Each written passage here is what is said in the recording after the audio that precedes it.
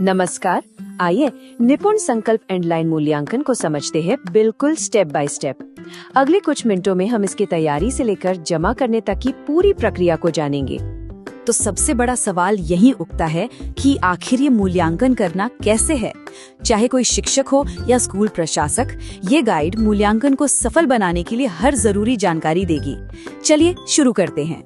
देखिए, किसी भी काम को करने से पहले ये जानना बहुत जरूरी है कि हम उसे कर क्यों रहे हैं, है ना? तो सबसे पहले बात करते हैं इस मूल्यांकन के मकसद की, इसके क्यों की। तो ये मूल्यांकन है किसके लिए?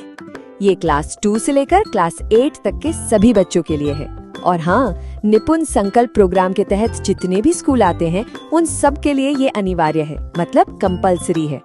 अच्छा, तो इसका जो सबसे मेन ऑब्जेक्टिव है वो है बेसलाइन मूल्यांकन के बाद से बच्चों की प्रोग्रेस को मापना।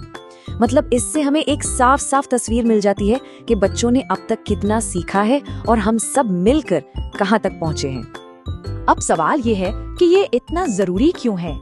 देखिए, पहली बात तो ये कि इससे बच्चों की लर्निंग ग्रोथ का पता चलता है। दूसरी बात, इससे ये भी समझ आता है कि फाउंडेशनल लिटरेसी एंड न्यूमरेसी, जिसे हम FLN कहते हैं, उसके लिए जो भी कोशिशें की गईं, वो कितनी असरदार रहीं। और सबसे जरूरी तीसरी बात, ये हमें आगे की प्लानिंग करने और अपनी टीचिंग स्ट्रैटेजीज को बेहतर बनाने में मदद करता है। हमें पता चलता है कि कौन से तरीके काम कर रहे हैं और कहाँ थोड़ा बदलाव करना होगा। तो अब जब ये साफ हो गया है कि ये मूल्यांकन क्यों हो रहा है, तो चलिए अब इसके कैसे वाले हिस्से पर आते हैं। और सबसे पहली चीज है परीक्षा की तैयारी।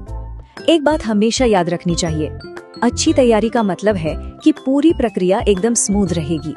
और तैयारी में सबसे अहम चीज क्या है? वो है टीचर मैनुअल।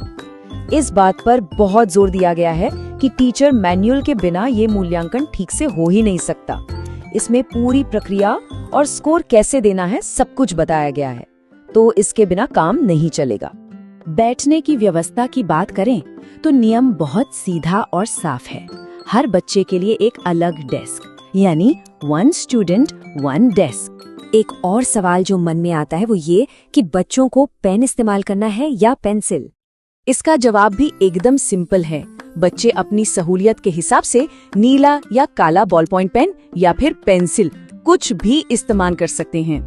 तो तैयारी हो गई, अब आते हैं सीधे परीक्षा वाले दिन पर। चलिए देखते हैं कि उस दिन कौन सी प्रक्रियाओं और नियमों का पालन करना है। अब देखिए, कुछ खास हालात भी हो सकते हैं, उन्हें कैसे संभालना है ये समझ लेते हैं। मान लीजिए कोई बच्चा एब्सेंट है, तो उसका मूल्यांकन तय तारीख के 3 दिन के अंदर अंदर करना जरूरी है। अगर कोई विशेष जरूरत वाला बच्चा है, CWSN, तो उसका मूल्यांकन उसकी जरूरत के हिसाब से होगा और जरूरत पड़े तो स्पेशल एजुकेशन टीचर की मदद भी ली जा सकती है।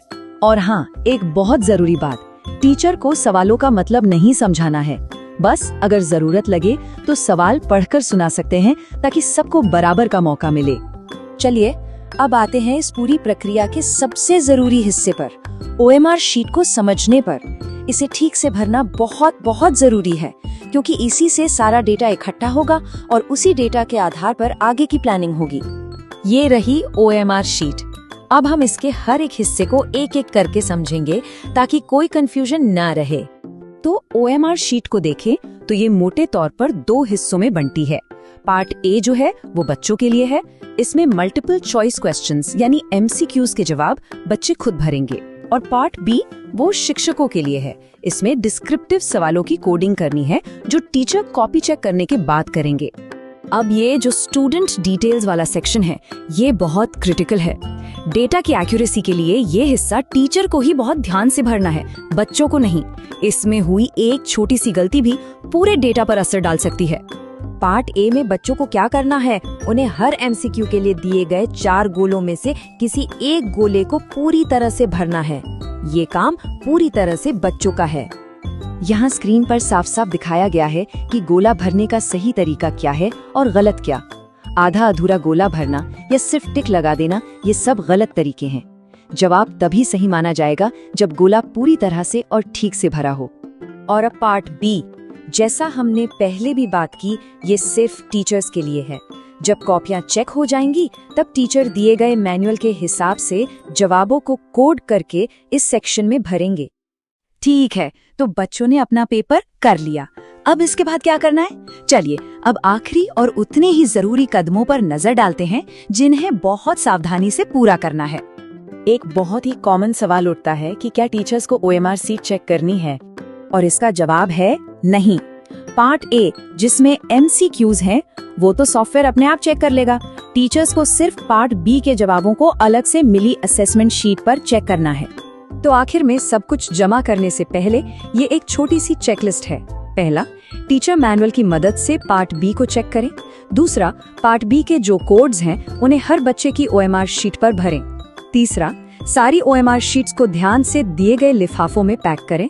और चौथा, इन लिफाफों को सही जगह पर सही समय पर जमा कर दें। और आखिर में एक सवाल जिस पर हम सबको सोचना चाहिए, अब जब ये सारा डेटा इकट्ठा हो गया है तो ये हमारे बच्चों के सीखने के सफर को आने वाले कल में कैसे बेहतर बनाएगा? याद रखिए, ये सिर्फ एक एडमिनिस्ट्रेटिव काम नहीं है, बल्कि हमारे बच्चों के भविष्य को बेहतर बनाने की दिशा में एक बहुत बड़ा कदम है।